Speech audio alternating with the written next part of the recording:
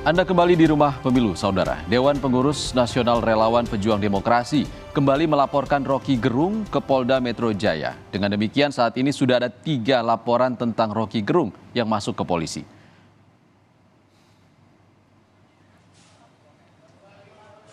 Laporan polisi yang dilayangkan oleh Dewan Pengurus Nasional Relawan Pejuang Demokrasi merupakan buntut pernyataan Rocky Gerung yang dinilai menghina Presiden Joko Widodo.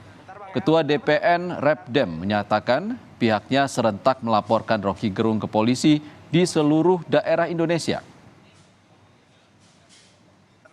Membuat laporan polisi terkait adanya peristiwa yang kami duga merupakan perbuatan pidana yang dilakukan oleh seseorang yang dikenal publik namanya Rocky Gerung. Teman-teman DPN Repdem teman-teman DPN Repdem menugaskan ya kepada seluruh kader DPN Repdem secara serentak hari ini untuk membuat laporan polisi di semua tingkatan wilayahnya, baik itu Polda, kalau DPD tingkat provinsi maupun tingkat Polres untuk teman-teman di wilayah DPC kabupaten kota.